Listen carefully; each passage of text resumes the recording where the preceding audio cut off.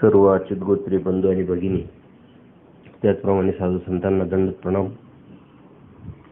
आज आपण सत्संग नंबर 20 मध्ये प्रवेश करत आहोत. गेली 19 सत्संग आपण जीवाच्या दोषाच्या संदर्भात चिंतन करत आहोत. या जीवाला अनादि अविद्या चिकटली आणि त्या अनादि अविद्येमुळे अनंत दोष या जीवामध्ये निर्माण झाले आणि त्या दोषामुळे अनंत कर्म आपण दररोज क्षणोक्षणी पावलोपावली जोडत असतो आणि त्या कर्मामुळेच या दुःखामध्ये जात असतो. परंतु परमेश्वर दयाळू माळू कृपाळू असल्या कारणाने परमेश्वरातला कृपा उपजली, आपल्या जवळचा आनंद कोणाला तरी द्यावा आणि त्या उद्देशाने परमेश्वराने शोधणी केली. देवता हा आनंद घेण्यास पात्र नव्हत्या, प्रपंच हा आनंद घेण्यास पात्र नव्हते. परंतु अनंत दोषांनी जरी हा जीव भरलेला असला तरीही त्यामध्ये काही गुणात्मक गोष्टी परमेश्वराला दिसल्या आणि आपण तो आनंद घेण्यास पात्र आहोत असं ठरवून या जीवाची आपला आनंद देण्यासाठी निवड केली आणि मायेच्या तमविभागातून बाहेर काढलं. परंतु परमेश्वराने मायेच्या तमविभागातून बाहेर काढण्याचा जो उद्देश आपल्या संदर्भात ठेवलेला आहे, तो उद्देशापर्यंत आपण आजही अनंत जन्मानंतर अनंत सृष्टीनंतर जाऊ शकलेलो नाही. आणि त्यामध्ये परमेश्वराचा जो प्रयत्न आहे, परमेश्वराचा जो कड आहे, तो अत्यंत मोठा आहे. कारण परमेश्वराच्या प्रयत्नाने परमेश्वराने सृष्टी निर्माण केली. ही सृष्टी निर्माण झाल्यानंतर मायाच्या तमविभागातून अनंत जीवाला बाहेर काढलं. अनंत अवतार घेऊन अनंत जीवांना स्वतःचे ज्ञान दिलं आणि ते ज्ञान देऊन सुद्धा अनंत वेळा आपण ते ज्ञान दवडलंय, तरीही निरंतर परमेश्वराचं हे ज्ञान देण्याचं कार्य अखंडितपणे सुरू आहे. आणि ते का सुरू आहे आणि आजपर्यंत आपण परमेश्वराच्या या ध्येयापर्यंत किंवा परमेश्वर प्राप्तीपर्यंत का पोहोचलो नाही, ह्याच्यासाठी आपल्यात असणारे जे दोष आहे त्याचं आजपर्यंत आपण चिंतन करत होतो. खरं म्हणजे या जीवाने या दोषाचं चिंतन केलं पाहिजे. आपल्यामध्ये काय कमतरता आहे ती कमतरता भरून काढण्यासाठी त्याचा विचार करून त्यातून बाहेर पडण्यासाठी प्रयत्न केला पाहिजे. आणि परमेश्वराचाही या जीवाच्या संदर्भातला कड हाच आहे, परंतु आपण प्रयत्नात कुठेतरी कमी पडतोय हे या जीवाने जर समजून घेतलं आणि आपल्या स्वतःविषयी स्वतःच्या दोषाविषयी जर चिंतन केलं तर परमेश्वराच्या प्राप्तीचा हा रस्ता आपल्यासाठी खूप सोपा होऊन जाईल, सुखकर होऊन जाईल. आज आपण या सत्संगामध्ये जीवाच्या संदर्भातले शेवटचे दोष आपण बघणार आहोत. तसं बघितलं तर 6,500 दोष या जीवामध्ये आहे असं शास्त्र सांगतंय.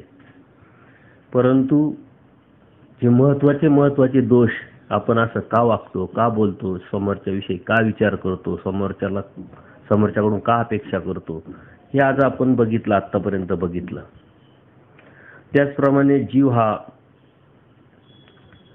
कोणत्या कोणत्या दोषांनी भरलेला आहे, त्याची सुरुवात कुठून होते आणि ती सुरुवात कशी वाढत जात असते किंवा आपणच वाढवत कसं जात असतो हे आपण बघितलं. परंतु ज्याप्रमाणे ते दोष वाढवण्यामध्ये आपला हात आहे, त्याचप्रमाणे तो दोष कमी करण्यामध्ये सुद्धा आपलाच हात असायला पाहिजे. आणि आपण प्रयत्न केला तरच ह्या गोष्टी होऊ शकतात, अन्यथा त्या कोणीही करू शकत नाही. कारण प्रत्येकाचा प्रयत्न वेगळा, प्रत्येकाचे कर्म वेगळे, प्रत्येकाची जाणीव वेगळी आणि त्या जाणीवेतून त्याने केलेलं कर्म, त्याने केलेली क्रिया ही पण वेगळी. त्यामुळं आपणच या परमेश्वर प्राप्तीसाठी आपल्याला घेऊन जाऊ शकतो आणि त्यात परमेश्वराचा जे सहाय्य आहे परमेश्वराचं जे आपल्याप्रती असलेलं प्रेम आहे किंवा दया माया कृपा करुणा भरलेला परमेश्वर हा आपल्याला जो समजलाय मिळालाय ते आपलं अवभाग्य आहे, आपला प्लस पॉईंट आहे. याचा अर्थ आपल्याला थोडासा प्रयत्न करायचा आहे आणि त्या प्रयत्नाला निसर्गाप्रमाणे भरभरून यश आपल्याला परमेश्वर देणार आहे. आज आपण शेवटच्या टप्प्यात जीवाच्या या संदर्भात प्रवेश करत आहोत. नकारात्मक गोष्टीकडे बघत असताना या जीवामध्ये काय काय आहे बघितलं. त्याचप्रमाणे हा जीव निष्क्रिय म्हणजे बेजबाबदारपणा. आजही आपण आपला संसार करत असताना, आपला व्यवसाय करत असताना, आपली नोकरी करत असताना किंवा कोणतेही कर्म करत असताना अत्यंत बेजबाबदारांनी वागत असतो आणि त्या बेजबाबदारीचा फटका आपल्याला दररोज वेळोवेळी पडत असतो. परंतु जसजसं आपण मोठं होतो, जसजशी आपल्याला जाणीव होत असते, जसजशी त्या जाणीवेतून आपल्याला गरज पडत असते, त्या गरजेनुसार मग आपण थोडीशी सावधानता आपल्या या संसारात, या दृष्टपर जगामध्ये, भौतिक जगामध्ये सांभाळण्याचा प्रयत्न करत असतो. पण त्याच्या पाठीमागे आपला स्वार्थ असतो किंवा आपल्याला सुख मिळवण्याचा जो अभिलाषा निर्माण झालेली आहे तो त्याच्या पाठीमागचा भाव असतो किंवा दृष्टपर इच्छा हा त्याच्यासाठी ध्येय असतं किंवा उद्देश असतात. परंतु परमार्गात आपण आल्यानंतर परमेश्वराची ओळख आपल्याला झाली. त्या परमेश्वराच्या कृपेनं आपल्याला परमेश्वराने बोध आपल्याला दिला. जीव, देवता, प्रपंच आणि परमेश्वर या चारी पदार्थाची ओळख आपल्याला झाली. ही जाणीव झाली का अनंत जन्म अनंत सृष्टी आपण अशाच अज्ञानापोटी अन्यथा ज्ञानापोटी घालवलेले आहे.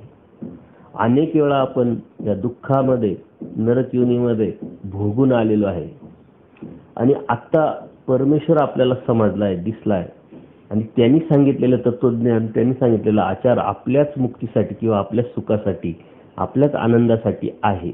ही जाणीव होऊन सुद्धा आपण धर्मामध्ये जेवढं सिरियस किंवा धर्मामध्ये जेवढ्या जबाबदारीनं आपण आपला धर्म किंवा धार्मिकता पाळली पाहिजे ती आपण का पाळत नाही.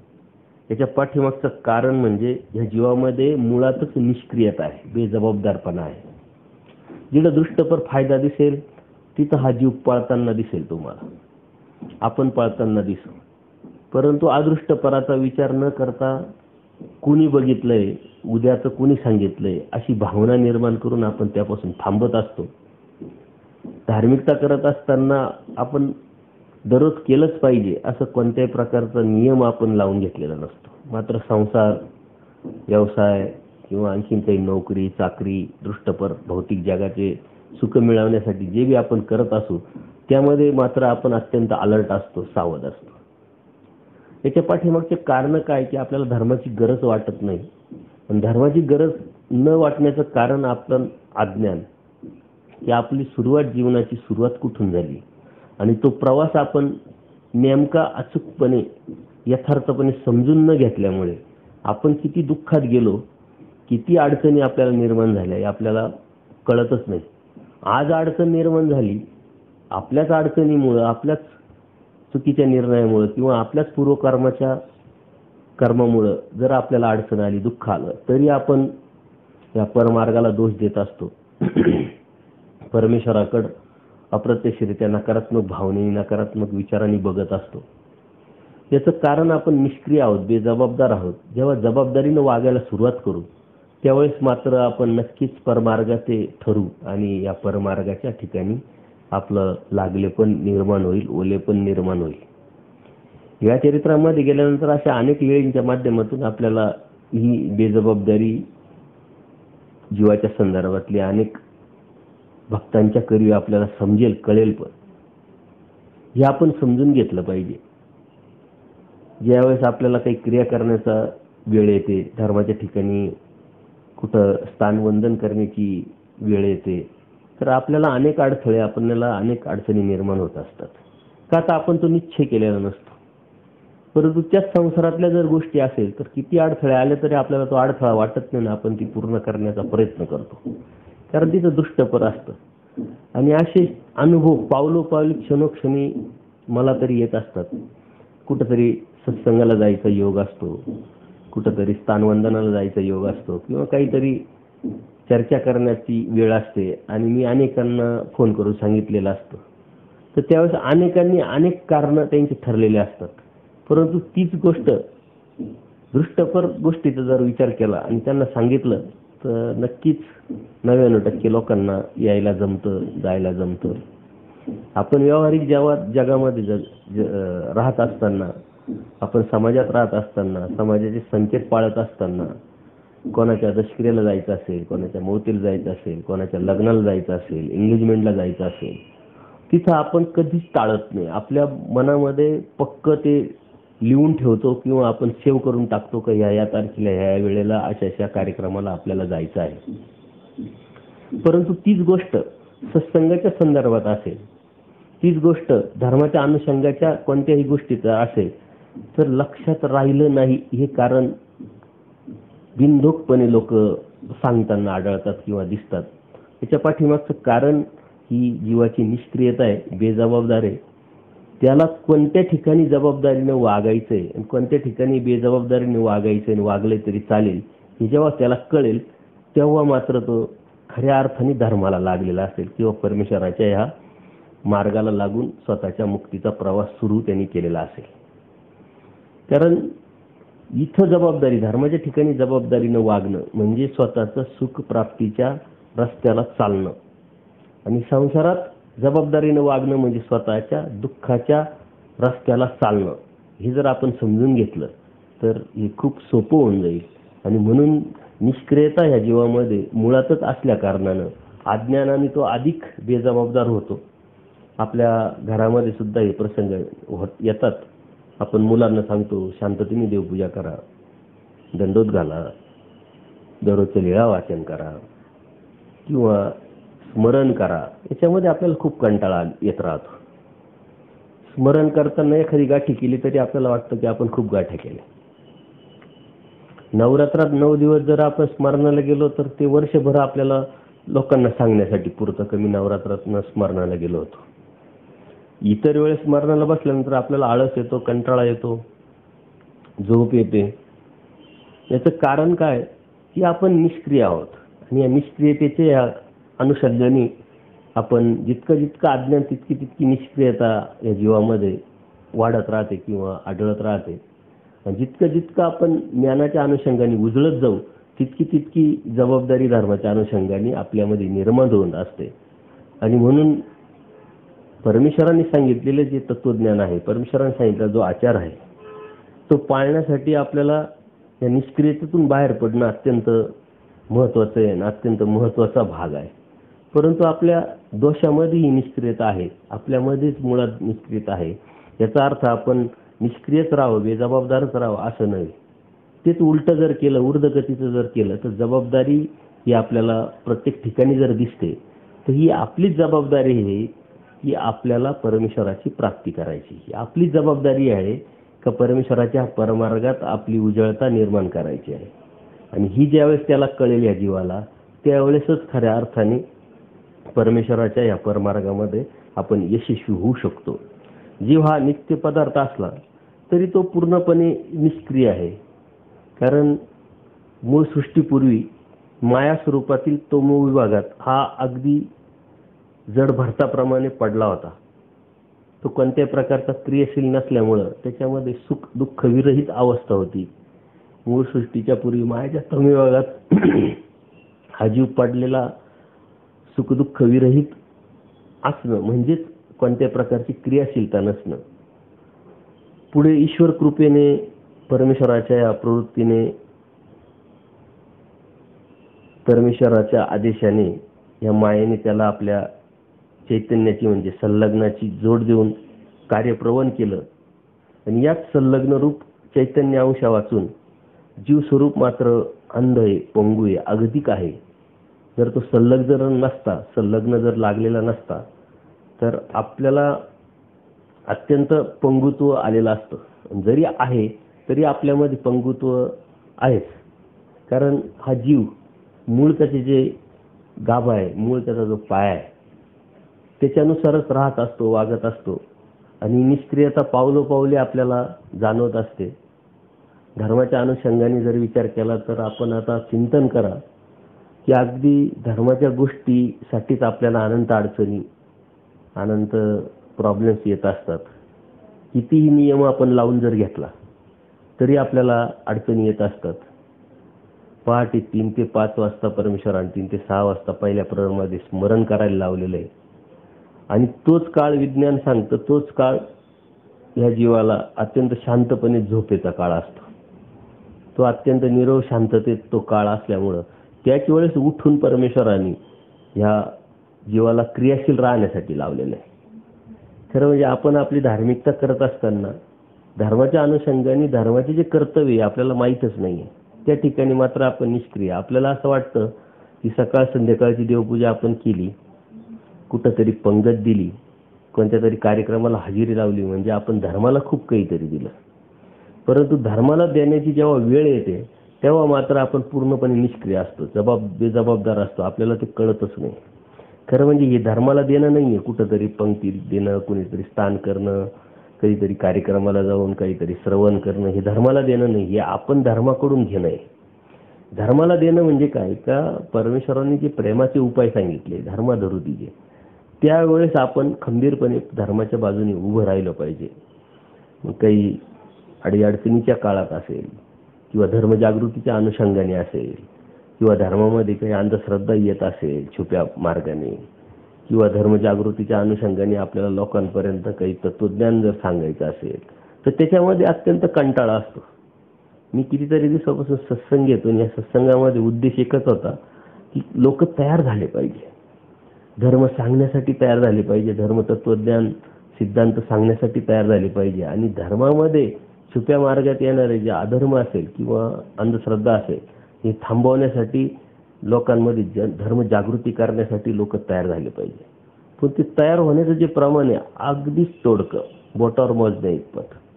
याचं कारण काय की त्याला लक्षातच येत नाही की आपण धर्माला देणं म्हणजे काय. खरं म्हणजे हे धर्माला देणं आहे. ज्यावेळेस धर्माला गरज पडते आपली बोलण्याची, आपली काहीतरी गोष्ट सांगण्याची किंवा आचाराच्या अनुषंगाने काहीतरी तत्वज्ञान लोकांपुढे मांडण्याची, त्याच वेळेस आपण एकदम पांगळे होऊन जातो. धर्म म्हटला की तिथं सर्व तडजोडी चालतात. त्यावेळेस आपण समाजाचा विचार करतो, लोकांचा विचार करतो, लोकोक्तीचा विचार करतो. तिथं धर्माचा आपण विचार करत नाही. पण खऱ्या अर्थाने ज्यावेळेस धर्माचा विचार करायचा त्याच वेळेस धर्माला काहीतरी देणं आपण लागतो. त्यावेळेस जर आपण दिलं तर आपल्याला धर्म समजला असं आपण समजलं पाहिजे. परंतु त्यावेळेस आपण कोणताही विचार न करता तिथं थांबून जातो आणि समाजाच्या प्रती असलेले जे कर्तव्य ते पार पाडण्यामध्ये आपण अत्यंत उत्साहामध्ये धर्माला बाजूला सरकवतो किंवा पाठीमागं ढकलतो हे आपल्या लक्षात येत नाही.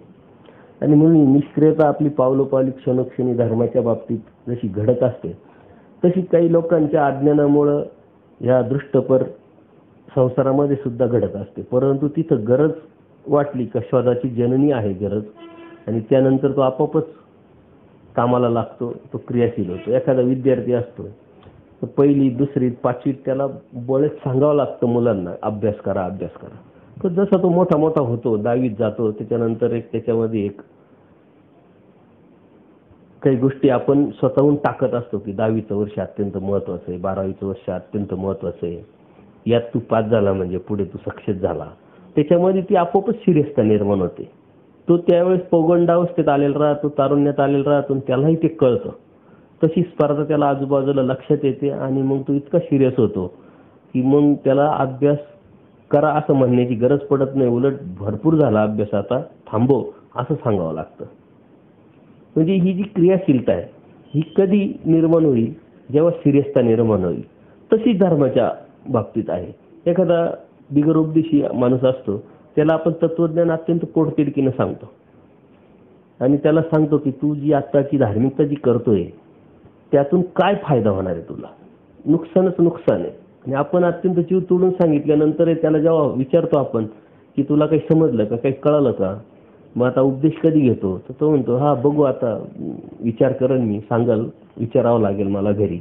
म्हणजे अशा प्रश्नांचे उत्तर जेव्हा आपल्याला येतात तेव्हा आपल्याला ह्या परमेश्वराने आपल्या तत्वज्ञानामध्ये हे जीवाची निष्क्रियता काय आहे हे समजल्यानंतर कळतं. परमेश्वराने यात खूप चांगले चांगले दृष्टांत सांगितलेले. एखादी जमीन असते ती मुळातच सुपीक असते, तिला लगेच पेरलं तरी उगवतं. पण एखादी जमीन जी आहे तिला सुपीक करण्यासाठी अत्यंत मशागत त्याला करावं लागते. तणल्या वावराचा दृष्टांत परमेश्वरांनी समजून सांगितलेला आहे. तसं एखादा जीव जो आहे, माझा असा अनुभव आहे की मी 15 मिनिटं एखाद्या व्यक्तीशी बोललो आणि तो अत्यंत उत्साहात अलर्ट झाला आणि लगेच उपदेश घेण्याला तयार झाला. पण असे काही लोक आहे माझ्या संपर्कात त्यांना 5-5 वर्ष मला कन्व्हिन्स करावं लागलं. जेव्हा बी आले तेव्हा तो विषय, प्रश्न, उत्तर प्रमाण द्यावा लागायचे. तेव्हा कधीतरी कितीतरी विचारांती त्यांनी उपदेश घेतला. हा जो विषय, हा जो अनुभव आहे, हा जीवाच्या निष्क्रियतेचे कितीतरी द्योतक आहे आपल्यामध्ये. लीळाचरित्रामध्ये गेल्यानंतर मार्कंड नावाचे जे भक्त होते, परमेश्वराचं सन्निधान भेटलेलं आहे आणि परमेश्वराने त्याला त्याच्याच भल्यासाठी किती गोष्टी सांगितल्या तरी तो करत नव्हता. खोटं बोलायचं हे आपण मागच्याच वेळेस बघितलं. परंतु त्याच्यात उलट आचार्यांच्या जर बाबतीत घेतलं तर आचार्य आजारी असताना सुद्धा परमेश्वराने तुम्हाला एक व्यापार करायचा आहे, तुम्ही आजारी आहात का, तुम्हाला ताप आलाय का, असं विचारल्यानंतर आचार्यांनी सांगितलं नाही नाही मी लगेच तयार आहे. आणि एवढ्या तापामध्ये सुद्धा देवानी सांगितलेला व्यापार ते करायला तयार झाले. म्हणजे ही अलर्टनेस, जी अवेअरनेस किंवा जी जबाबदारी आहे ही जीवामध्ये कधी येते की जेव्हा परमेश्वराचं खऱ्या अर्थाने यथार्थ ज्ञान ह्या जीवाला कळतं. परमेश्वर खऱ्या अर्थाने त्याला समजतो, उमटतो. जीवेश्वर भाव निर्माण जेव्हा होतो तेव्हाच तो अलर्ट होतो. तेच परमपूजनीय माईम भटांच्या बाबतीत घ्या. 8 दिवस चर्चा केल्यानंतर जेव्हा त्यांना जाणवलं की आता नाही तर कधीच नाही, तर दररोज कितीतरी भाज्या खाणारे श्रीमंतीत राहणारे ब्राह्मण भिक्षा मागायला जातात. 2 दिवस खायला भेटत नाही किंवा ते भिक्षेचं अन्न त्यांना गिळत नाही, परंतु त्याच्याशिवाय आता पर्याय नाही असं म्हणून ते प्रयत्न करतात, ते जिंकतात त्याच्यामध्ये. जेव्हा धर्म कळतो, जेव्हा परमेश्वर समजतो तेव्हाच आपण आचाराच्या बाजूने झुकतो आणि जेव्हा आचाराच्या बाजूने झुकतो तेव्हाच आपल्यातलं जे मलिनत्व आहे ते कमी कमी होत जातं. आज काय झालंय की जीवामध्ये एवढी निष्क्रियता आहे, त्याला सर्व तत्वज्ञान कळतो, तो सर्व सांगतो, परंतु आचाराकडे ते न झुकल्यामुळं ते सर्व त्याच्यात असून सुद्धा नसल्यासारखं आहे. म्हणून ज्ञान होणं किंवा ज्ञान समजणं, आपल्याला सांगता येणं किंवा ऐकता येणं म्हणजे आपण जबाबदार झालो असं म्हणता येत नाही. ज्यावेळेस आपल्याला स्वतःहून वाटेल की अरे नाही, धर्माच्या तत्वसिद्धांतात या गोष्टी बसतात की नाही बसतात याचा विचार जेव्हा करायला लागू आणि ज्या बसणाऱ्या त्याच्यासाठी हट्ट धरू करण्याचा प्रयत्न करू, तेव्हा आपण जबाबदार जातो. आणि म्हणून मी तुम्हाला अनेक सत्संगामध्ये सांगितलं की सूत्रपाठात आता तुम्ही दररोज जातात, दररोज तुम्ही वाचन करताय, तर असे कितीतरी सूत्र आहे का त्या सूत्र आजही आपण पाळू शकतो. आवड निवड नसावी. दास्य तपस्विनम म्हणजे आपण स्वतःचं दास्य करू शकतो. घरातले अनेक कामं असतात तर ते आपण कंटाळा करतो, ते आपण त्याच्याकडे दुर्लक्ष करतो. अशी कितीतरी गोष्टी आहे का आपण त्या करू शकतो. आपण दुसऱ्यांना सांगण्याची आवश्यकता नाही आणि ती सवय पण लागते. किंवा जेवणाच्या संदर्भातले अनेक सत्संग आपले झालेले आहे. कोणत्या उद्देशाने आपण काय करतोय, धर्मामध्ये काय आहे काय नाही आहे याचा विचार करायला लागल्यानंतर त्या धर्मातल्या गोष्टी जेव्हा आपण करण्याचा विचार करतो तेव्हा खरं जबाबदार आपण झालो असं समजता येईल आपल्याला. म्हणून निष्क्रियता पावलोपावली आपल्यामध्ये येत असते, पण ती निष्क्रियता आपण झटकली पाहिजे. हा आळस जीवाचा मुख्य शत्रू आहे, तो आपण झटाकला पाहिजे. तो झटाकण्यासाठी आपल्याला ज्ञानाचा आधार घ्यावा लागेल. ज्ञानाची एनर्जीचं ड्रिंक दररोज आपल्याला प्यावं लागेल. ब्रह्मविद्याशास्त्र दररोज आपल्या मनामध्ये घुसवावं लागेल, तेव्हा आपल्यामध्ये एनर्जी राहील. आपण कंटाळा आला, आळस आला का आपण चहा पितो आणि तरतरीत होतो, काम करण्यासाठी उत्साहित होतो. तसं दररोज जर तुम्ही सूत्रपाठाचं वाचन करत असाल, दररोज वेळेचं चिंतन करत असाल, दररोज शास्त्रावर कोणाबरोबर तरी संवाद साधत असाल, त्या संवादातून काहीतरी सांगण्याचा, काहीतरी घेण्याचा प्रयत्न करत असाल, तर नक्कीच तुम्ही सतत उत्साही राहाल, सतत तुमचा चेहरा टवटवीत असेल. आणि हे टवटवीत चेहरा व्यवस्थित राहणं, व्यवस्थित दिसणं हे सुद्धा क्रियाशील असण्याचं कारण आहे. आपण धर्मामध्ये खूप निष्क्रिय असतो आणि म्हणूनच आपल्यामध्ये संघटन होत नाही, योग्य अयोग्य गोष्टीचा विचार होत नाही. कितीतरी मतमतांतर निर्माण जे झाले किंवा होत आहे किंवा लोक करतायत ते निष्क्रियतेचं कारण आहे. लोक निष्क्रिय झाले. मला जे समजलं ते कोणालाच समजलं नाही अशा आविर्भावात बोलणं, पण प्रॅक्टिकल त्याचा विचार न करता फक्त एखादं सूत्र घेऊन त्याच्या पाठीमागे धावत जाणं हे निष्क्रियतेचंच एक प्रकार आहे. परंतु परमेश्वराने एक सूत्र सांगितलेलं नाही आहे. 1200 सूत्र 1237 सूत्रपाठामध्ये जरी असले तर लीळाचरित्रामध्ये असे कितीतरी शब्द आहे की जे परमेश्वराच्या मुखीचे आणि सूत्रांच्या पेक्षा सूत्र महत्वाचे. कितीतरी दृष्टांत आहे, कितीतरी लीळा आहे. आणि ह्यातून आपण क्रियाशील होण्यासाठी आपल्याला सतत त्याच्यामध्ये जायला पाहिजे. आणि म्हणून ही निष्क्रियता धर्माच्या अनुषंगाने आपण झटकून जर आपण क्रियाशील जर झालो तर प्रत्येक गोष्टीकडे पाहण्याची दृष्टी जी आहे आपली होकारात्मक निर्माण होईल.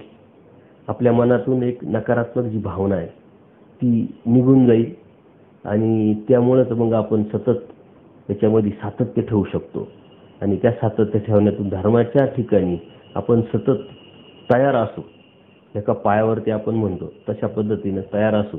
किंवा तरुण मुलगा कसा असतो, तारुण्य सळसळतं रक्त, तसं आपलं किती वय झालं तरी आपण धर्म म्हटला की धर्मचर्चा, धर्म वार्ता, धर्म संवाद, धर्म वाचन आपल्याला उत्साह निर्माण झाला पाहिजे.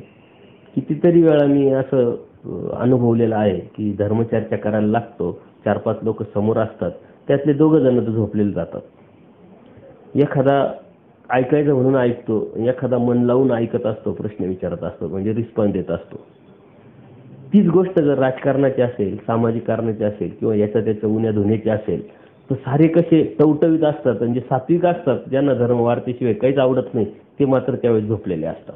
म्हणजे आपण कुठं कधी आणि किती क्रियाशील राहतो याचं जर आपण चिंतन केलं तर हेच प्रमाण आहे की आपण धर्माला किती लागलेलो आहे आणि किती धर्माव्यतिरिक्त इतर अन्य वार्तेमध्ये किंवा अन्य कथनामध्ये लागलेलो आहे आपल्या लक्षात येईल. आणि त्याचं प्रमाण आपणच ठरवू शकतो. शास्त्रचर्चा करताना, समाजात राहत असताना या गोष्टी पावलोपावली आपल्याला अनुभवाला येत असतात की हा धर्माच्या प्रती किती क्रियाशील आहे, किती निष्क्रिय आहे. तर हे आपण क्रियाशीलता जबाबदारीनं वागण्यासाठी आपल्याला ज्ञानाची अत्यंत गरज आहे. आणि ती ज्ञान लीळाचरित्रामध्ये, सूत्रपाठामध्ये, अनंत लीळेमधून आपल्याला परमेश्वराने सांगितलेली आहे. ती आपण जर समजून घेतली तर नक्कीच आपल्या धर्माच्या प्रती असलेली निष्क्रियता दूर होईल आणि ती दूर करण्याचा आपण प्रयत्न करू.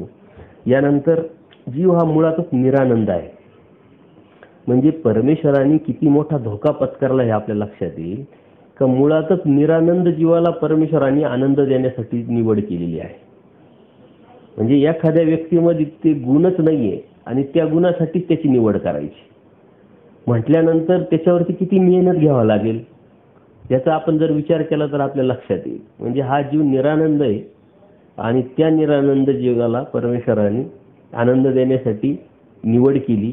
आणि नुसती निवड करून थांबले नाही तर त्याच्यासाठी जे जे स्ट्रक्चर त्याला लागेल, पोषक वातावरण लागेल, म्हणजे सृष्टी निर्माण करणं, स्वतः अवतार घेणं, वाडोवेडी फिरून तत्वज्ञान सांगणं किंवा कोणाच्या तरी निमित्तातून त्याला बोध देणं, हे सतत कार्य अखंडितपणे परमेश्वर जे करताय ते किती मोठा धोका, किती मोठी रिस्क परमेश्वराने आपल्या बाबतीत घेतलेली आहे.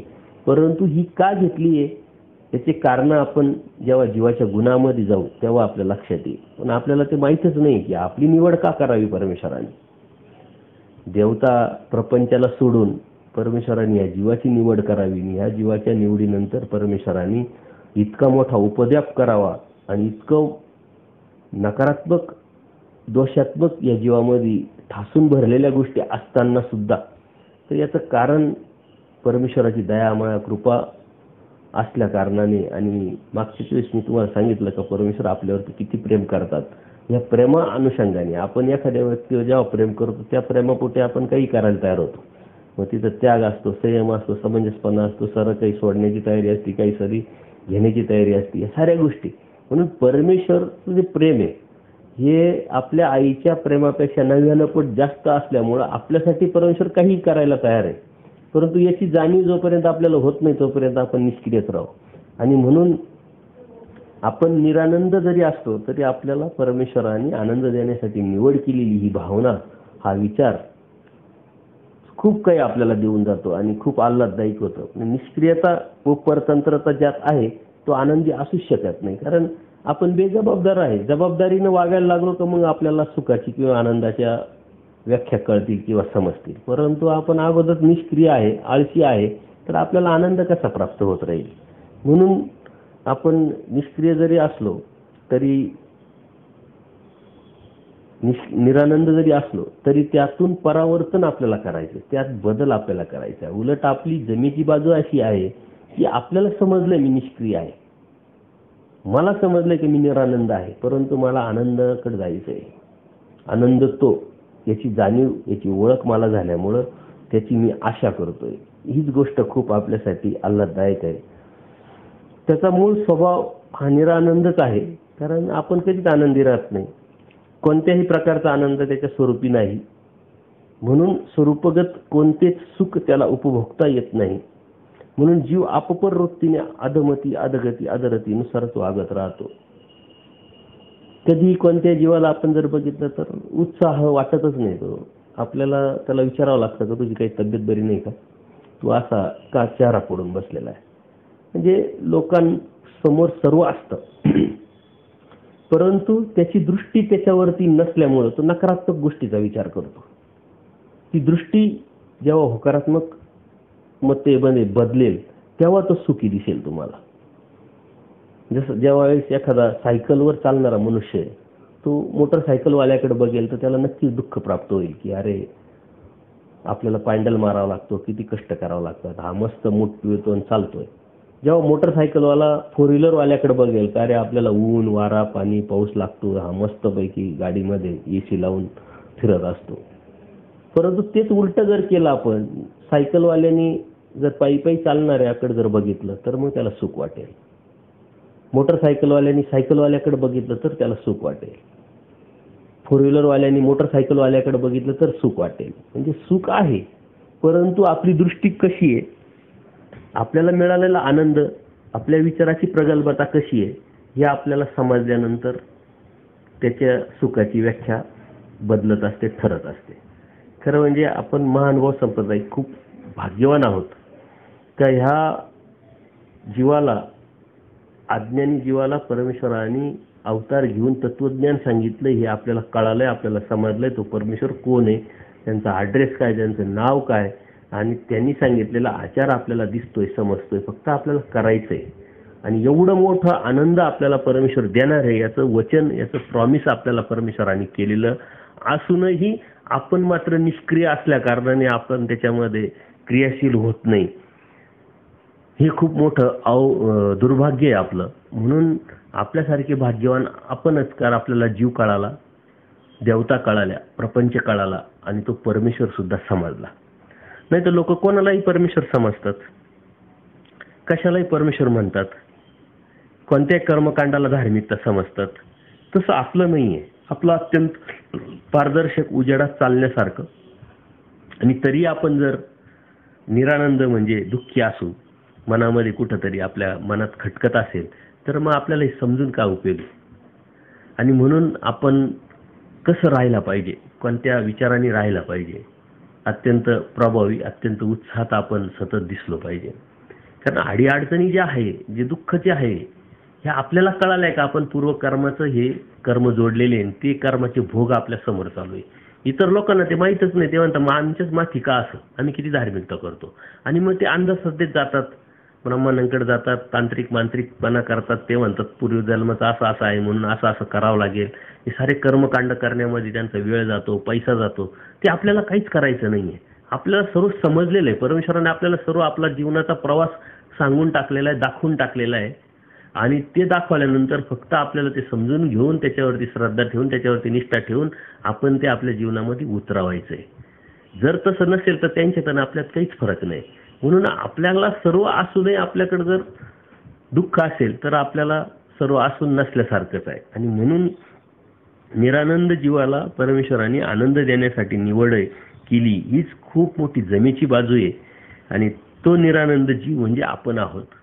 आणि आनंदाचं लढाई, आनंदाचं युद्ध आणि आनंदाच्या रस्त्यावरती आपण चाललेलं असताना आपल्या मनामध्ये किंवा आपल्या जीवामध्ये हे ज्या नकारात्मक भावना आहे, आपल्या दोषात्मक ज्या गोष्टी आहे, त्याचा विचार करून, त्याचं चिंतन करून ते आपल्यातून आपण काढल्या पाहिजे आणि ते काढण्याचा प्रयत्न आपण केला पाहिजे. तेव्हाच आपण या परमार्गामध्ये, या परमेश्वराच्या प्राप्तीमध्ये यशस्वी होऊ शकू. अन्यथा ही आपली निष्क्रियता किंवा हे आपलं निरानंदपणे जे आहे ते जीवनात सारं भेटून सुद्धा न भेटल्यासारखं आहे. आज जगामध्ये खूप आहे लोकांकडं. कितीतरी मी जेव्हा चर्चा करतो तो नकारात्मक बोलत असतो. एखाद्याकडे 5-10 कोटीची इस्टेट असते आणि तो छोट्या छोट्या गोष्टीने दुःखी दिसतो. एखाद्या व्यक्तीकडे खूप काही असतं, घर असतं, ऑफिस असतं, बिझनेस असतो, बऱ्यापैकी सर्व व्यवस्थित चाललेलं असतं, तरी तो म्हणतो काही खरं नाही जीवनामध्ये, हे नाही ते नाही. म्हणजे जे नाहीये त्याच्याकडे नजर जाण्याची जी प्रवृत्ती आहे ती ही खरी निष्क्रियतेचं आणि निरानंदाचं जे स्वरूपामध्ये जे आपल्या आहे त्याचं प्रमाण आहे, त्याचं द्योतक आहे. जे आपल्याकडे जे आहे ते आपण बघितलं पाहिजे. अरे इतरांना देव कळाला नाही, इतरांना देव समजत नाही, धर्म काय, धार्मिकता काय कळाली नाही, देवता कोण हे समजत नाही. ते कोणालाही काही कशामध्ये काही कशालाही गुंतावतात. अन्यथा ज्ञानामध्ये कितीतरी अडकलेले आहे. आपल्याला त्याच्यापेक्षा कितीतरी बाहेर पडून आपल्याला कळालेलं आहे, त्याच्या पुढं कितीतरी आपण आहोत. हे जर आपण विचार केला तर आपण किती सुखी असायला पाहिजे. तर लोक धर्मापासून खूप दूर आहे, परमेश्वरापासून खूप दूर आहे. कोणालाही काहीही म्हणतात, कशासाठी चालतात. तुम्हाला मी सांगितलं, आता आपला हा सत्संग झाल्यानंतर अन्य लोकांशी आपण कसं बोलणार, कसं त्यांना बोलतं करणार, त्यांच्याकडून आपल्याला काय काय काढायचे, आपण हा एक विषय घेणार आहोत. परंतु आजही 4 प्रश्नांची उत्तरं त्यांना देता येणार नाही. जर त्यांना विचारलं तुम्ही धार्मिकता का करता, कशासाठी करता, कोणाची करता, ज्याची करता त्याच्यातून तुम्हाला काय भेटणार आहे, त्यांच्याकडून तुम्हाला काय घ्यायचं आहे, तर ह्या गोष्टीचे उत्तर सुद्धा त्यांना देता येत नाही. मात्र आपला साधासा नामधारक जो आहे तो नामधारक सुद्धा ह्या प्रश्नाचे उत्तर देतो की मी कोणाची भक्ती करतो, कशासाठी करतो, का करतो. बाकी भेटेल ना भेटेल तो नंतरचा विषय असतो. परंतु त्याला ह्या 4 प्रश्नांचे उत्तर निदान सांगता येतात. आणि परमेश्वराने त्याच्याही पुढे जाऊन सांगितलं की इथला नामधारक जो आहे तो चैतन्य मायेचा जो विद्यावंत आहे त्याला जेवढी स्वस्थता नाही तेवढी याला स्वस्थता आहे. म्हणजे आपण किती भाग्यवान आहोत आणि आपण किती आनंदी राहायला पाहिजे, आपण किती सुखावू असायला पाहिजे हे आपण समजून घेतलं पाहिजे. एखादा महानुभाव सांप्रदायिक दुःखी आणि अडचणी तक्रारी सांगत असेल तर तो महानुभाव त्याला म्हणायचं अधिकार, नैतिक अधिकार त्यालाही म्हणून घ्यायचा अधिकार नाही ना, आपणही त्याला म्हणायला नाही पाहिजे. पण जेव्हा त्या अडचणी सांगतात, तक्रारी सांगतात, त्याला परमेश्वर कळालाच नाही, तो परमेश्वर किती मोठा आहे आणि तो किती समर्थ आहे प्रत्येक गोष्टी करण्यासाठी. फक्त आपल्याला करायचं काय का त्याचं होऊन राहायचंय. पण त्याचं होऊन न राहण्यासाठी आपल्याला हे आपल्या जीवनामध्ये, आपल्या स्वरूपामध्ये ज्या नकारात्मक गोष्टी आहेत, दोषात्मक गोष्टी त्या आड येत असतात. म्हणून त्याचं ज्ञान होणं अत्यंत गरजेचं आहे. म्हणून जीवाने जीव पहिले समजून घेतला पाहिजे. जीवामध्ये नकारात्मक गोष्टी कोणत्या आहेत त्या जर समजून घेतल्या आणि त्याच्यावरच जर आपण चिंतन केलं, अभ्यास केला आणि त्यातूनच जर बाहेर पडण्याचा जर प्रयत्न केला तर आपणच आपल्यातून बाहेर पडू आणि परमेश्वर प्राप्तीला नक्कीच जाऊ.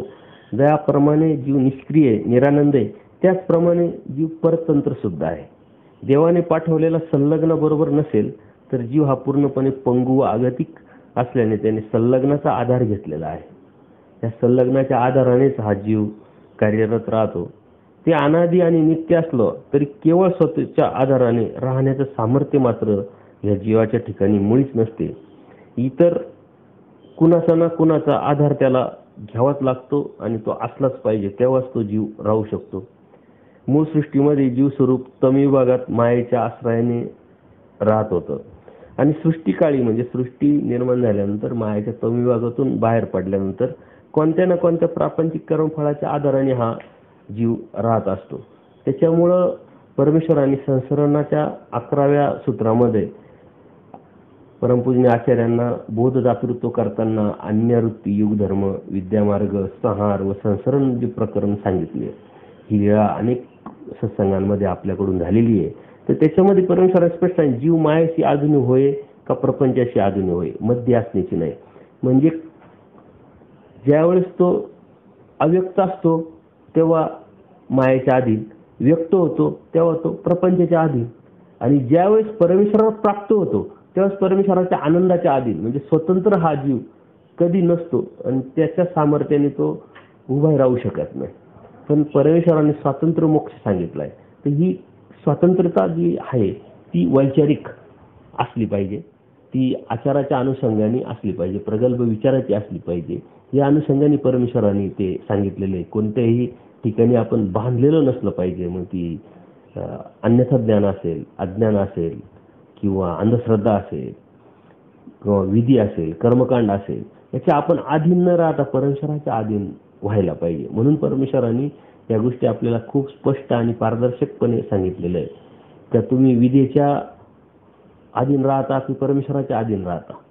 तुम्ही परमेश्वर किंकर व्हावे की तुम्ही विधी किंकर व्हावे. परमेश्वर म्हणतात तुम्ही परमेश्वर किंकर व्हावे, म्हणजे परमेश्वराच्या अधीन, परमेश्वराला शरण जाऊन परमेश्वराच्या अधीन आपण व्हायला पाहिजे. परंतु परमेश्वर आपल्याला न समजता किंवा न समजून घेता परमेश्वरांनी काय सांगितले त्याचा विचार, त्याचं चिंतन न करता आपल्यामध्ये असलेले जे दोष आहे त्याचा आडसर आल्यामुळं आपण ह्या परमेश्वरची धार्मिकता करत असताना आपल्याला लक्षातच येत नाही का आपण नेमकं करतोय काय आणि करायचं काय. आणि म्हणून आपण जे कर्मकांड करतो, जो विधी करतो, त्याचाच अडकलेलो असतो आणि तीच धार्मिकता आणि तोच धर्म आणि तीच मुक्ती आपण समजत असतो. कितीतरी साधकांशी माझी जेव्हा चर्चा होते तेव्हा ते पुस्तक काढतात किंवा काहीतरी व्यापार करतात. तर त्यांना मी प्रश्न विचारतो की बाबाजी, तुम्ही परमेश्वरासाठी सर्व स्वतः त्याग केलेला आहे आणि सर्व स्वतः त्याग करून परमेश्वराच्या अनुषंगाने किंवा परमेश्वराला शरण जाऊन तुम्ही अनुसरलेले आहात, तर हे कशासाठी करताय तुम्ही? याच्यातून तुम्हाला साधनेतून वेळ तरी कसा भेटतो? याच्यामध्ये किती वेळ जात असतो? तर ते म्हणतात ही साधना, म्हणजे त्याच गोष्टीला त्यांनी एक विषय व्यवस्था करून टाकलेली, तीच एक साधना आहे आणि त्या साधनेतून मला परमेश्वर भेटणार असा भ्रम निर्माण झालेला आहे. म्हणून या भ्रमातून बाहेर पडणं अत्यंत गरजेचं आहे. जेव्हा एखादी नामधारक व्यक्ती असते किंवा अन्य लोक असतात, त्यांना भ्रम निर्माण झालेला असतो की मी हे करतो ते करतो तर मला देव होईल. जेव्हा तुमच्यासारखा एखादा ज्ञानी माणूस त्याला भेटतो, जीव देवता प्रपंचातला फरक कळतो, परमेश्वर कोण आहे याची ओळख देतो, तेव्हा तो भ्रमातून बाहेर पडतो आणि परमेश्वर मार्गाला लागतो. जेव्हा एखादा नामधारक तुम्हाला भेटतो, तुम्ही सांगतात की नुसतं उपदेश घेतल्याने परमेश्वर प्राप्त होणार नाही, त्यासाठी तुला अभ्यास करावा लागेल, तुला चिंतन करावं लागेल, तुला सूत्रपाठात जावं लागेल, लीळाचरित्रात जावं लागेल, तेव्हा त्याचा तो भ्रम तुटतो आणि मग तो अभ्यासाला सुरुवात करतो. जेव्हा अभ्यास करणारा भेटतो तेव्हा आपण त्याला सांगतो की अरे नुसता अभ्यास केल्याने तुम्हाला देव नाही भेटणार, त्याला तुझ्या पुढं त्याला जावं लागेल, तुलाही जावं लागेल, त्यासाठी तुम्हाला सर्व संगत्याग परित्याग करून अनुसरण करावं लागेल आणि त्या अनुसरणानंतर तुला परमेश्वर भेटेल. मग तो आणखीन पुढे ढकलतो, म्हणजे त्याचा तो ज्ञानाचा जो भ्रम आहे तो तुटतो आणि तो आचारावर जातो, म्हणजे एक प्रकारे दीक्षा घेतो किंवा अनुसरतो. एखाद्या अनुसरलेला जेव्हा चर्यावंत भेटतो तेव्हा ते चर्यावंत म्हणतात की नुसते कपडे घातले, बाहेर पडले आणि दररोज पंक्तीचं काम चालू आहे आणि दररोज थोडंसं धार्मिकता, थोडंसं स्मरण, याच्यातून या सांसारिक लोकांमध्ये तुम्हाला काय फरक राहिला? तर परमेश्वर प्राप्तीसाठी तुम्हाला आचार करावा लागेल आणि तो आचार कुठं, कसा, कधी परमेश्वराने सांगितलेला आहे हे समजून घ्या आणि मग करण्याचा प्रयत्न करा. तेव्हा त्यातूनच ते भ्रम तुटतात आणि बाहेर जातो. आता हा जो भ्रम आहे हा प्रत्येकाला झालेला आहे, कोणत्या तरी कारणाने, कोणत्या तरी गोष्टीविषयी, कोणत्या तरी विषयाविषयी. परंतु तो भ्रम तोडण्याचं काम परमेश्वर करत असतात. पण आपली ती निष्ठा परमेश्वराच्या समर्थवादावरती निस्सीम भाव आपला जर असेल तर नक्कीच तो भ्रम आपला तुटेल आणि त्या भ्रमातून आपण बाहेर पडून परमेश्वर प्राप्तीला आपण जाऊ. खरं म्हणजे हा परतंत्र जीव आहे, त्यालाच कोणाची तरी आधाराची गरज आहे. परंतु आपण सामाजिक जीवनामध्ये, कौटुंबिक जीवनामध्ये कितीतरी वेळा मी माझं माझं म्हणत राहतो आणि मी नसेल तर काय होईल, मी त्याला आधार दिला, मी त्याला कामाला लावलं, मी त्याला मदत केली, अशा ज्या गोष्टी आपण म्हणत राहतो, हे तत्व सिद्धांताने जर बघितलं तर आपण ह्या करू शकतो का? या जीवामध्ये तेवढी ताकद आहे का? तेवढं त्याच्यामध्ये क्रियाशीलता, तेवढी त्याच्यामध्ये सामर्थ्य आहे का? हे जर आपण विचार केला तर आपण त्यातून नक्कीच बाहेर पडू. आणि जेव्हा यातून आपण बाहेर पडू तेव्हा प्रत्येक शब्दाला आपली देवकृपेमुळे झालं, देवकृपा म्हणून झालं आणि देवकृपेमुळेच या साऱ्या गोष्टी चालू आहे. आपला फक्त प्रयत्न आहे, आपण फक्त निमित्त आहोत. परमेश्वराने सहाय्य झालं म्हणून आपण हे झाला माझ्याकडून, ही भावना, ही विचारधारा आणि ती आपल्या मुखातून येत राहतं. परंतु जो अज्ञानी असतो ना, तो मी, माझं, माझ्यामुळं हे शब्द कंटिन्यू वदवत असतो. म्हणून आपण एखाद्या व्यक्तीला ओळखण्यासाठी त्याचे शब्द कोणते त्याच्या तोंडातून निघतात, तो आपल्याशी कसा संवाद करतो, त्याच्यावरती आपण समजून घ्यावं की हा किती अज्ञानी आहे, किती ज्ञानी आहे, याला किती जाणीव आहे, किती अहंकारी आहे, किती गर्विष्ठ आहे, किती स्वाभिमानी आहे. जे बी आहे त्याचं प्रमाणात आपण तर्क कुतर्क करू शकतो. त्याच्यामध्ये अडकायचं नाही, परंतु एक ओळख म्हणून आपण जर या जीवाचा जर अभ्यास केला व्यवस्थित, तर त्या जीवाच्या अभ्यासामुळं आपल्याला इतर जीव ओळखण्यासाठी, आपण जेव्हा आपल्याला ओळखू तेव्हाच इतर जीव सुद्धा आपल्याला ओळखता येतील. थोडंफार प्रमाणात, थोडंफार तर्ककुतर्काने आपण त्याचा अंदाज आपल्याला नक्कीच मिळत असतो. आणि म्हणून हा परतंत्र जीव जरी असला तरी अज्ञानामुळे तो कोणाला तरी आधार देण्याचा जो विषय निर्माण करत असतो ते खूप मोठं अज्ञान आणि खूप मोठं अन्यथा ज्ञान आहे. परमेश्वर म्हणतात अव्यक्ती स्वरूपी त्याला आधार घ्यावा लागतो, व्यक्त स्वरूपी त्याला आधार घ्यावा लागतो. आणि नंतर परमेश्वर कृपेने मिळणारा परमेश्वराचा आनंद मिळाला तरी मोक्षप्राप्तीनंतरही त्याला ईश्वर स्वरूपाचा आधार असतोच, म्हणजे त्याला तिथं सुद्धा आधारच घ्यावा लागतो. म्हणजे जीव सर्व काळी हा निराधारच असतो, परंतु त्याला प्रत्येक ठिकाणी आधाराची गरज असताना सुद्धा तो दुसऱ्याच्या आधाराच्या गोष्टी करत असतो. हे किती मोठं अज्ञान परमेश्वराने आपल्याला फेडलेलं आहे हे आपण जर लक्षात घेतलं तर खूप सोपं होऊन जाईल. म्हणून आज आपण या जीवाच्या ज्या दोषात्मक गोष्टी आपण आजपर्यंत बघत होतो त्याच्यामध्ये जीव कसा निष्क्रिय आहे, जीव कसा निरानंद आहे आणि जीव कसा परतंत्र आहे हे आपण बघितलं. परंतु हे बघत असताना जीवाचे जे दोष आहे, परमेश्वरांनी तत्वज्ञानाच्या अनुषंगाने सांगितलेले जे मूळ दोष आहे ते आपण आज या सत्संगाच्या माध्यमातून संपवतो आहोत. परंतु परमेश्वरांनी आपल्याला नुसते जीवामध्ये दोषच आहे का असं सांगितलेलं नाही तत्वज्ञानामध्ये. जर नुसते दोषच असते, दोषाचं जरी आळं आहे परमेश्वराने सांगितलं, पण त्या जीवामध्ये कितीतरी अशा गुणात्मक गोष्टी आहेत का त्या गुणात्मक गोष्टीमुळे परमेश्वरांनी आपली निवड स्वतःचा आनंद देण्यासाठी केलेली. ती खूप मोठा धोका आहे, ती खूप मोठी रिस्क आहे, हे आपण बघितलं. परंतु त्या रिस्क घेऊन सुद्धा परमेश्वराला तो आशावाद आहे की हा जीव माझा आनंद घेऊ शकतो, तो घेण्याच्या लायकीचा आहे, घेण्याच्या योग्यतेचा आहे, पात्रतेचा आहे. म्हणूनच आपल्याला या जीवाची परमेश्वराने निवड केलेली आहे. तर ही निवड परमेश्वराने आपली केली हा विचारच खूप सुखदायी आनंदीदायी आहे. तर परमेश्वर हा कोण आहे? चैतन्य परमेश्वर, आनंद ब्रह्मांडांचा नायक, ज्याच्याशिवाय इथल्या पृथ्वीचं पाणी हालत नाही, सृष्टीचं अनंत सृष्टीचं हवा सुद्धा, वारा सुद्धा इकडचं तिकडं फिरत नाही. त्या परमेश्वराने आपला विचार करावा, त्या परमेश्वराने आपला विचार करून आपली निवड करावी आणि त्या निवडीनंतर आपल्याला संधी द्यावी. त्या संधी देण्यासाठी आपल्याला सपोर्ट करावा, आपल्याला स्वतःची ओळख द्यावी, ज्ञान द्यावं.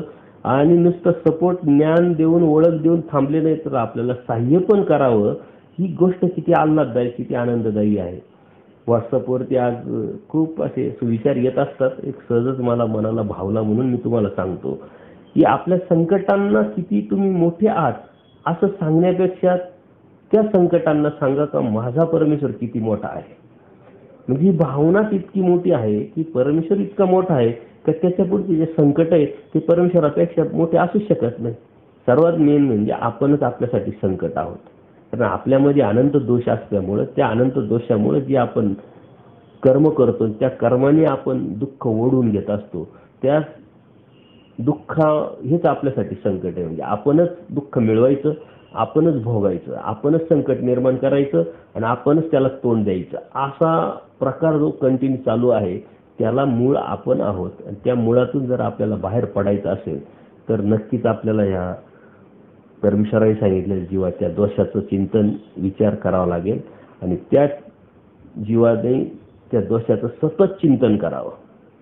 आपण गुणात्मक गोष्टीचा जास्त विचार करत असतो. आपल्यामध्ये काय कमतरता याचा आपण कधीच विचार करत नाही, कधीच चिंतन करत नाही. एखाद्याला वेडा म्हणला का त्याला लगेच राग येतो, पण त्याला जर आपण शहाणा म्हणलं का त्याला बरं वाटतं, सुख वाटतं. परंतु ज्याला आपण वेडा म्हणतो त्यांनी हा विचार केला पाहिजे की यांनी आपल्याला येडं का म्हणावं, आपल्यामध्ये ते वेडे पण खरंच आहे का. जर असेल तर आपल्याला त्याच्यावर विचार करावा लागेल, ते आपल्याला काढावं लागेल. याचा विचार तो कधीच करत नाही. कारण प्रत्येक जण आपापल्या प्रेमात अडकलेला, आपल्या प्रेमात पडलेला असल्यामुळं, स्वतःसाठी तो स्वतः खास असल्यामुळं त्याला त्याचे निगेटिव्ह बाजू, नकारात्मक बाजू किंवा दोष हे कधीच दिसत नाही जीवाला. आणि जीवाला दोष स्वतःचे कधी दिसत नसल्यामुळं तो जीव त्या जीवाला समजून पण कधीच कोणत्याच विषयावरून कोणत्याच बाबतीत घेऊ पण शकत नाही. म्हणून त्याच्यामध्ये दोष आहे. त्यांनी जर समजून घेतले का माझ्यामध्येच अनंत दोष आहे आणि त्या दोषातून मला बाहेर पडायचे, जर या दोषातून मी जर बाहेर नाही पडलो तर नक्कीच आपलेच दोष आपल्यालाच अडथळे ठरून आपल्या या अडथळ्यांमुळे आपण परमेश्वराच्यापासून आजपर्यंत वंचित जसं राहिलो तसं इथून पुढे राहू शकतो आणि अनंत दुःखाला आपण जाऊ शकतो.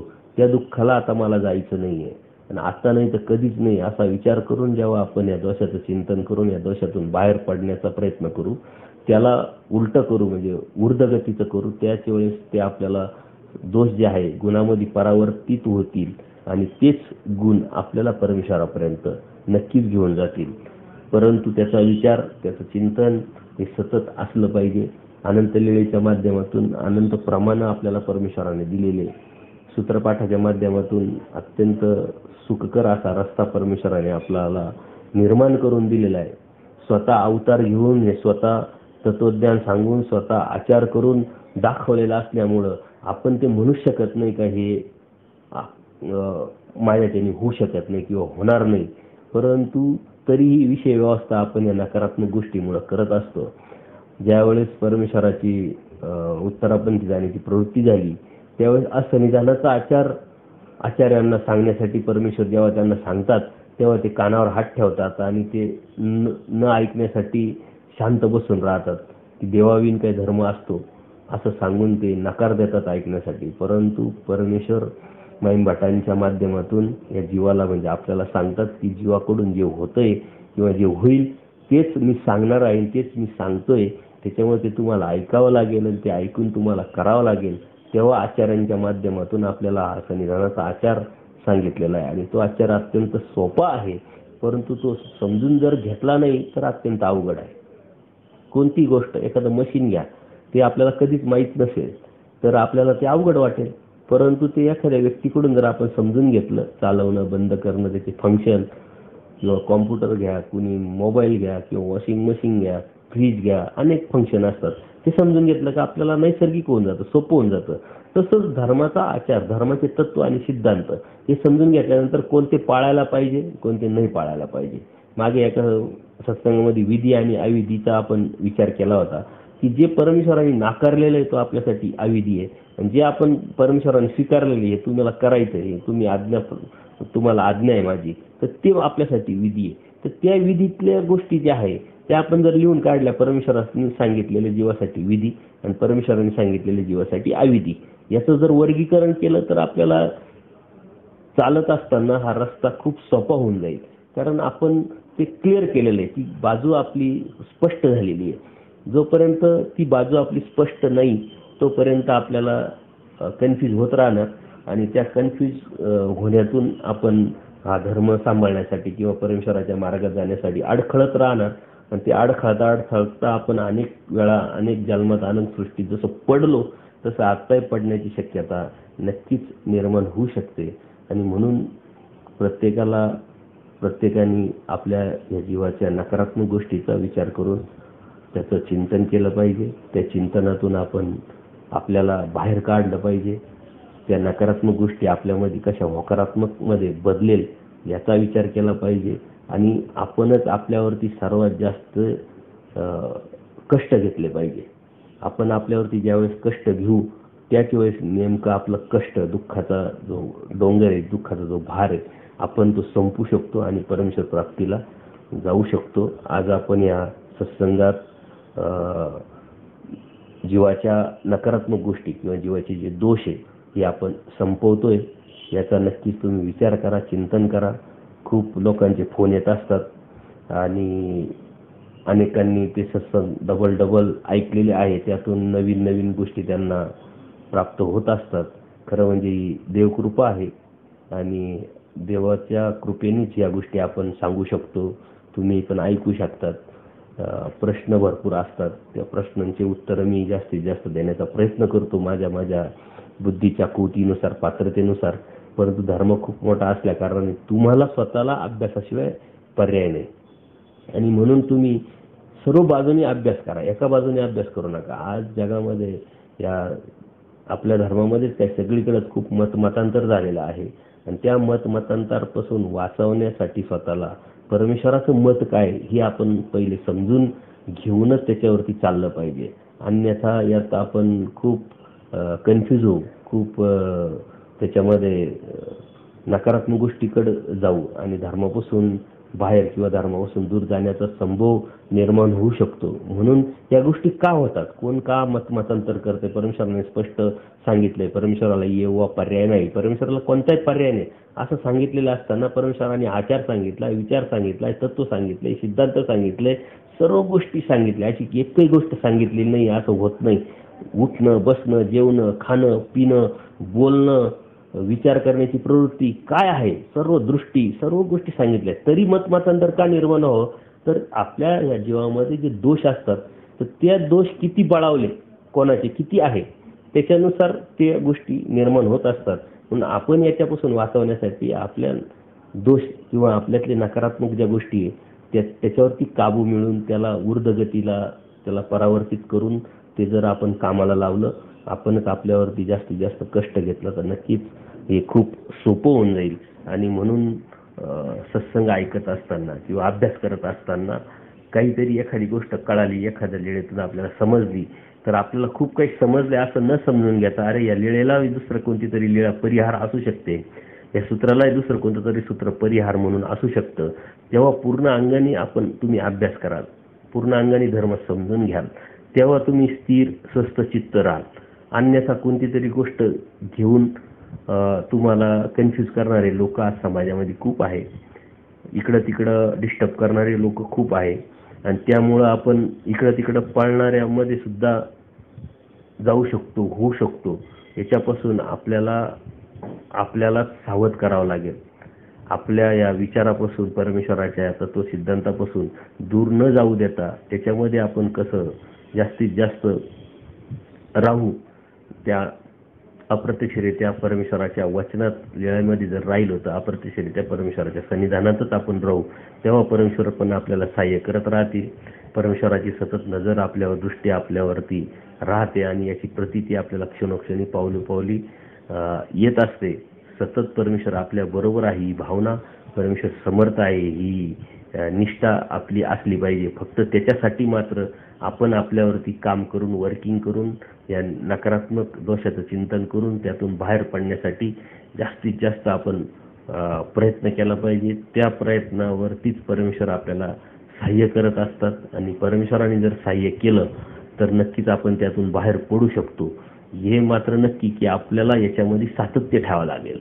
आज केलं, आज झालं, उद्याचं पाहू असं नाही चालणार. दररोज जेवण करतो तसं दररोज आपल्याला याच्यावर वर्किंग करावं लागेल. दररोज दात घासतो, दररोज आंघोळ करतो, दररोज काम करतो, दररोज नोकरीला ड्युटी बरोबर वेळेवर जातो, तेव्हा पगार भेटत असतो. दृष्टपर गोष्टी जर सातत्य ठेवावं लागतात तर ह्या अदृष्टपराच्या गोष्टीचं किती सातत्य आपल्याला ठेवावं लागेल. एखाद्या व्यक्तीमध्ये खोटं बोलण्याची प्रवृत्ती असते, एखाद्या व्यक्तीमध्ये काहीतरी मोठेपणा निर्माण करण्याची प्रवृत्ती असते, एक राजस प्रवृत्ती, एक तामस प्रवृत्ती, एक सात्विक प्रवृत्ती.